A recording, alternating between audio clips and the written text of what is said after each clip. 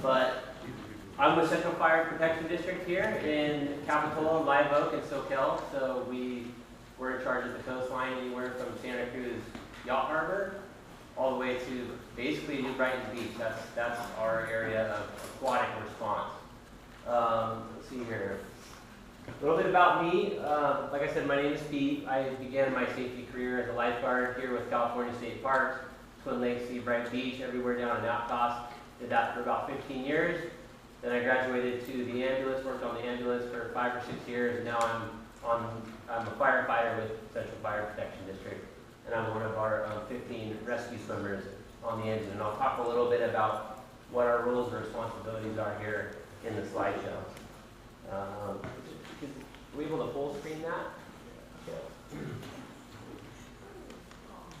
Thanks, everyone. We got to keep going.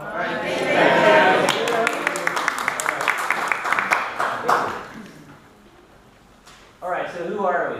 We're the guys who drive around with the red engines, of course, but we're also, in our department, we have 15 engine-based rescue swimmers. So when you hear the word rescue swimmer, that can mean a lot of different things. Lifeguards sitting in towers are rescue swimmers. Lifeguards driving around in lifeguard trucks are rescue swimmers. We're basically lifeguards. We have the skill set of lifeguards, but we're engine-based, so we're responding out of a fire engine versus a lifeguard tower or a lifeguard truck. We respond to aquatic emergencies in our district and as a mutual aid response to neighboring departments. So what that means is we're in charge of Central Fire Protection District, but at times we're asked by Santa Cruz City Fire Department, California State Parks, the Coast Guard, Santa Cruz Harbor Patrol to respond and help them out, and that's what a mutual aid response means.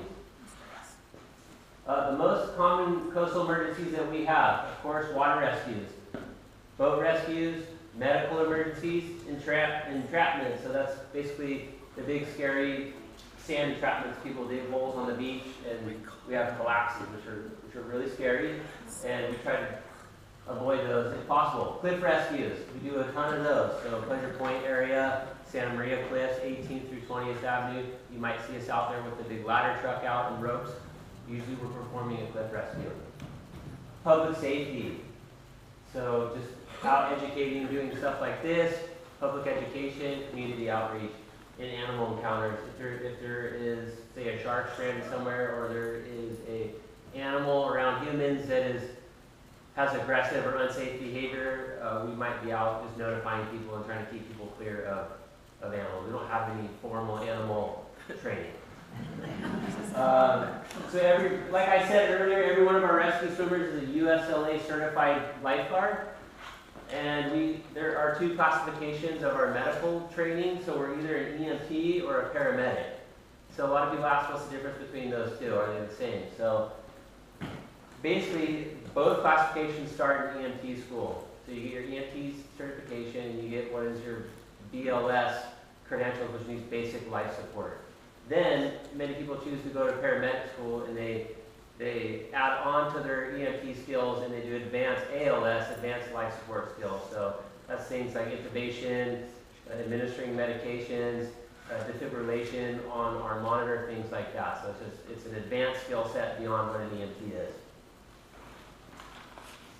New to our program is all of our rescue swimmers are now state fire marshal certified RWC operators. So not only do we have our fire engines that we respond in, but we now have a jet ski. It is on, Harbor Patrol guys aren't here, but it's right next to the launch ramp. It's a black and red jet ski that you will now see being deployed out of the harbor. Not to be confused with the state parks ones, which are white and red, and you might see Santa Cruz City skis, which are black and green. So our water rescue team, we execute approximately 30 water rescues a year, which is a good amount, but in anything, prevention is the best rescue tool. If people don't put themselves in that position and they don't need to be saved, that's a bigger thumbs up than having to swim out after someone when you could have prevented it. So, Leslie wanted me to talk about a few things. What happens when we show up, or what can you expect when we come? And also wanted to talk about a few components of the first aid triage flow chart, which we'll show later. Let's sample, which is another acronym, is one that she wanted me to emphasize the most. So when you call 911, when we're coming, it could be for any number of those emergencies that I touched on earlier. Most likely it's going to be for a boat rescue, or it's going to be a medical emergency. So anytime that we get called for either of those, you're going to get every single piece of equipment on this screen right here. So of course we're coming engine-based. Right here is our battalion chief, Buggy. They're coming. They are the on-scene boss or overview of the whole scene. They request all the resources. They direct everything. They're basically the head coach of the incident. State parks, mutual aid response. So if this is on a state beach, you're going to see them too if they're showing up. A lot of times too, we ask them to do mutual aid with us. Harbor patrol. Anytime that there's a boat rescue involved or a medical in the ocean or on harbor property, you're going to get harbor patrol, whether it's in the boat or in their response vehicles. So here's one of our rescue swimmers right here in all his PPE. That's what he's going to look like. He or she's going to look like. There's a ton of equipment that we carry specifically for water rescue. And of course, you're going to get an ambulance because they are ALS, and they're going to be how you get from the incident to the hospital. Unless it's a really traumatic incident, and sometimes you see helicopters landing and stuff, and they need to go to a trauma center, so they're going to get a helicopter ambulance ride versus a ground transport. Excuse me. So this is a video. We can watch like the first 30 seconds. So this is basically before we hit play on it. So here's the battalion chief. So what happens, what transpires here is there's a guy who's in distress in the water. The engine-based company shows up. They make a plan. They talk to their battalion chief. They deploy the rescue swimmers. They execute the rescue, and by doing so, they swim to the victim rather, and they swim the victim to the harbor patrol boat, which a lot of times we do, which could happen in your guys' case if we're coming out to one of the outriggers. And then the harbor patrol boat either will go to the Capitola Pier or the Santa Cruz Pier or the Santa Cruz Yacht Harbor to meet the ground transportation or the ambulance to get you or the victim to the hospital as quickly as possible. So let's watch about 30 seconds of this. Some surfers brave the high surf, but that nearly proved deadly for one Capitola surfer. Actually, news reporter Phil Gomez was there. He has the story from our Santa Cruz newsroom. Phil. Well, it was touch and go there for a while with Capitola, as the surfers struggled to break free from the strong currents and make it to safety. Fortunately, the story has a happy ending. This could be, hypothetically, this could be one of you guys outside of the outrigger in the surf zone. It was realized. The unidentified This guy is up between a cliff and the water. He's got nowhere to go. He as the swells kept forcing him back. appears to be a He got beginner over swimmer. here and rode it in on his belly, and then he got inside here. Fire scene on, fire crew on scene, and make their plan, watch And it. then when he hit the cliffs, that's what I call One thing to keep in mind. Going straight out? Okay, and wait for the boat to pick us up? Yeah, two Central Fire lifeguards went into the water, pulled him away from the cliffs and out to sea as planned. A jet ski towed him to a rescue boat, which then took him to the Santa Cruz Harbor for evaluation. He was going to be okay. First responders were reminding experienced and That's it for that, inexperienced surfers that there are. So, that was kind of the typical water rescue response that you would see. You had the battalion chief who was being interviewed at first. You had the first on-scene crew who deployed the rescue swimmers. They took the victim then to the harbor patrol boat. And then as they said in the video, from the harbor patrol boat, they took them to the yacht harbor to meet the ambulance. So that's kind of how that works. I don't know if you guys touched on this, and I'm sure in your training you did this, or you will be doing some kind of self-rescue kind of skills, but if we're coming to you guys for a boat rescue, then we're going to run through this acronym with any vessel or boat or kayak or any sort of vessel in the water. We're going to go through this. So basically what this diagram is this is Seabright Beach over here, right? Here's the harbor jacks, okay? And so you have swell coming this way, and you have wind pushing your outrigger here towards the jacks, right? So in theory, this red triangle here is where you guys or the rescuers don't want to be, because the wind's going to push the boat towards the jetty, and the swell's going to push the boat towards the beach. And if you're in the red zone there, you're in the path of that boat. Especially if there's plunging surf, that's a real dangerous place to be. So as rescuers and as potential victims, we try and keep people out of that zone. So if we're showing up to you guys for an assist on the outrigger, we go through math. So motor, does the vessel have a motor? No, it doesn't. But if it does, we say first things first, like Harbor Patrol talked about. You never want to be around a running engine. So my name's Peter. I'm a rescue swimmer with Central Fire. We're here to rescue you or help you guys with the vessel. You need to turn the motor off. That's the first thing we do first before we even approach the vehicle, because then you're going to have victims in the water too. Anchor. I don't think your vessels have anchors either, so if you do, then we ask them to pull the anchor up so we're able to tow the vehicle. Safety. Is everyone on board? So if it's a sailboat, we ask everyone to come on top, and also part of safety is putting your safety devices on, so life jackets, whatever that may be, and then tow. So we go through those acronyms, and then we're going to hitch our rescue tube and our tow rope up to you, and we are then going to tow you away from the danger zone. Hopefully towards a place where we can meet vessel assist, or Harbor Patrol, or someone else that's going to be able to get the outrigger back to the harbor safely. If we need, then if the outrigger is dangerous, then we just basically bring you guys to the beach. You'll be safe that way, and you can walk into the harbor, and then we try and take care of the outrigger by itself. So here's another video, and here's what I'm talking about before we hit play on this. So here's the swell coming to the beach, right? And this is just I think it's a fishing boat somewhere in the Caribbean. So these two guys are definitely in a spot where you don't want to be. What you'll see later in the video is there's a pier right here. So that kind of acts as our jacks, right? Or our jetty. So if there's a danger zone here, it basically goes here and that way. And these guys are right in the middle of it. So if we could roll that video, you can see that in their mind they're either panicking or they're trying to fix something on the boat versus just saying, hey, instead of putting ourselves in danger, let's let the vessel go to the beach and let's stay out in the water and get rescued or swim to Looking it. at it, we saw ribs. My technician said, what if it's a dinosaur?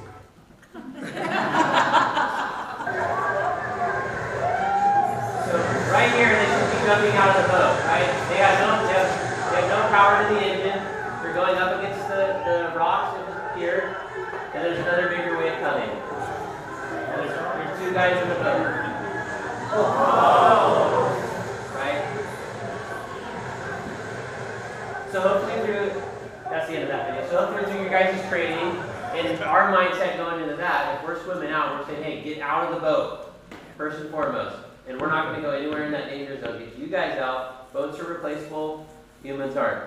So out of the boat, out of the danger zone, and we would probably swim out at that point and rescue you guys to the beach, and then worry about the boat later. So that's just a really good video, especially all the years working for state parks on Seabright Beach and Twin Lakes. Hundreds of vessels coming in and out. You guys are talking about navigating around other vessels. There's always the buoys out, and then if you go in the buoys, and state parks get on their intercom and says, stay outside the buoy. It's because it's a swim zone, and you get people driving boats with engines on there through there, and there could be people swimming out towards the buoy lines. So you guys are dealing with a lot, but if we can avoid those kinds of situations, then we'll do so through training and experience out there in the water. I believe someone else later in the night is going to talk about hypothermia and heat emergencies, so I'm going to skip those slides. That brings us to our EMT algorithm right here. So basically what this is every EMT and paramedic for that matter will run through this line of questioning when they have a patient. So one of the questions that Leslie wanted to know was, hey, what kind of information can we figure out for you guys before you show up? So say you have someone who's having chest pain in the kayak, and you're trying to get them to help, and you want to try and extract information from them. So they basically run through this acronym. If you guys have questions at the end, I can go through anything on here. But basically the big thing for you guys is to get right here, which is sample, which is talked about there in the handout. I believe you guys are learning CPR, basic first aid and CPR later too. So we'll talk about touch a lot on ABCs, but sample. So Signs and symptoms. Signs are, the way to remember that are signs are something you see. When you're driving down the street, you see road signs, right? If you're in an outrigger with someone and someone's having a heart attack, a sign of that might be this or this, right? Or skin signs of that nature, right? So, and then symptoms are things that we say. So a symptom for me, having a sinus infection is my head hurts, I'm stuffed up, I feel lightheaded and disoriented. So things that we feel are what symptoms are. Allergies, that's pretty self-explanatory. So if someone's allergic to jellyfish, and you guys take water into the boat, and someone gets stung by a jellyfish, and they start having an anaphylactic reaction, they start swelling up or anything, then it's good to know if you or someone on your crew has allergies to something, or medications. There's a number of things that we're all out here allergic to. How can you share that information? I don't know if when you sign up, you have a waiver where you put that kind of medical information. Some people some people wear alert tags, whether it's on their wrist or on their, as a necklace, as a pendant, or some people carry a little waterproof sheet that has all your medical information on, your emergency contact, your doctor, your allergies, etc., maybe medications that you take. Medications, that takes me right in there. Do you take medications? So a lot of times medical emergencies are a result of someone not taking medications or taking too much of a medication. You guys aren't doctors, maybe some of you are, but I don't think a majority of you guys are doctors, and if you can basically get that information, that's going to help the ALS providers help do their diagnosis of what's going on with the patient. Hey, this guy takes A, B, and C. He hasn't took his medication today, or he's allergic to this. That just helps them kind of narrow down maybe what's going on with the patient. Past medical history. Pete's on the outrigger team, and he's had a couple heart attacks before. I know that about him. You see him do this again, and then you see him do that. You know that he has cardiac history. So when we show up on scene, you can say, hey, Pete's had heart attacks before, and some of it, I saw the sign too, he clutched and he collapsed. So you got signs there, and you got past medical history. Last oral intake. So a lot of, if people have, blood sugar health problems or whatnot, sometimes if they don't eat, then that'll make an imbalance in their blood sugar. So it's just good to know that in case you're passing that off to someone. Hey, he's a diabetic. He didn't eat. He hadn't had lunch. I've been with him all day. I know this about him. All we had was water. We've been doing a race for 10 hours. He's had nothing to eat all day. Or maybe if someone's dehydrated, he didn't bring a water bottle with him.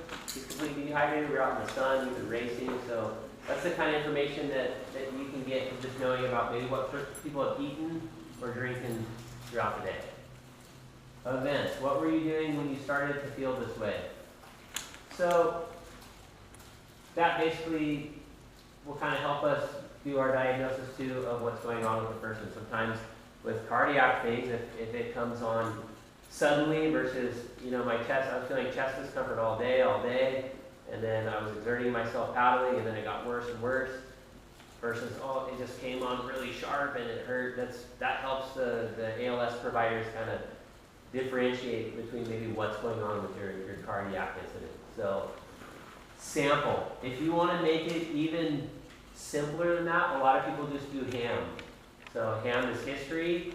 If they have a history of something, allergies, and medications. That's what a lot of people are going to now instead of sample, because within this algorithm they touch on a lot of that. When we show up, actually I'll back up there. So one question that was asking me to talk about is CPR in the outrigger.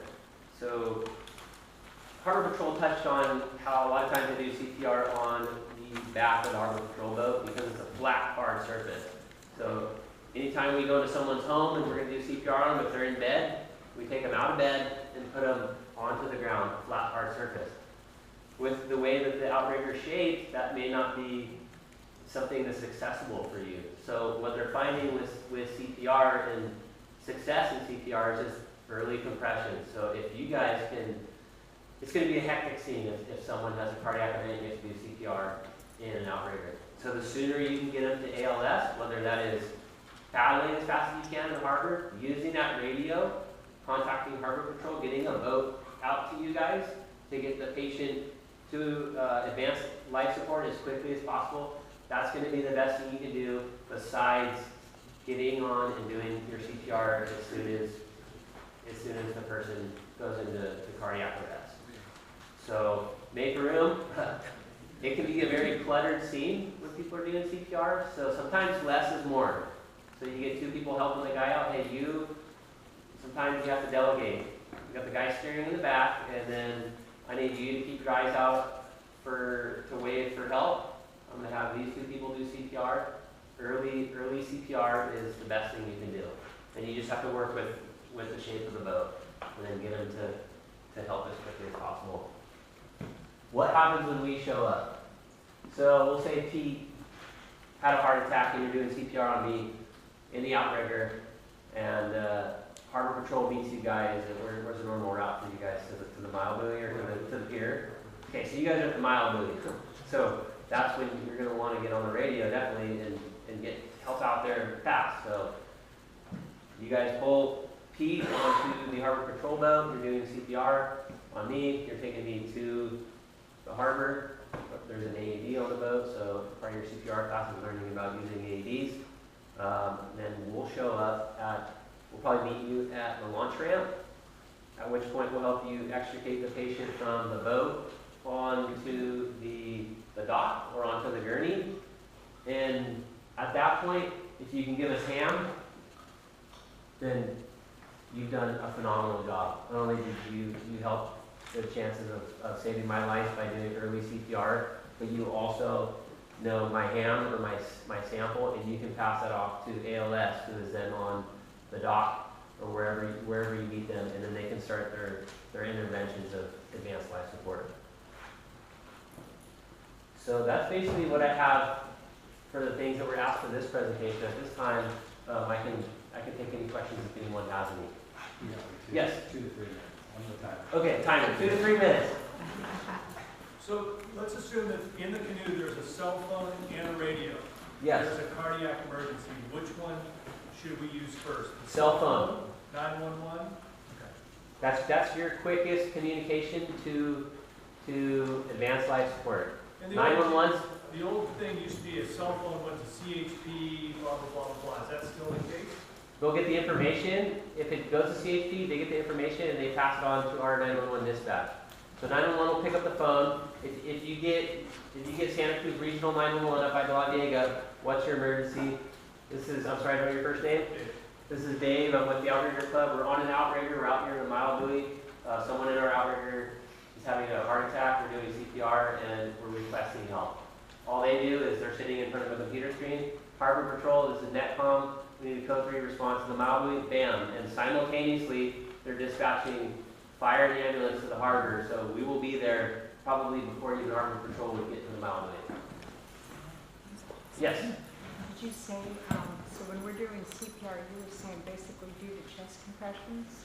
Whatever you guys are taught in your CPR, there's a number of ways that CPR is taught across the country and amongst different responders.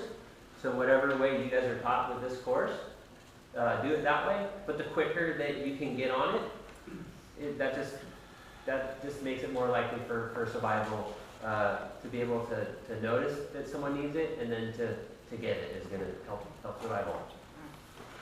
Any other questions? All righty. Great, Thank you.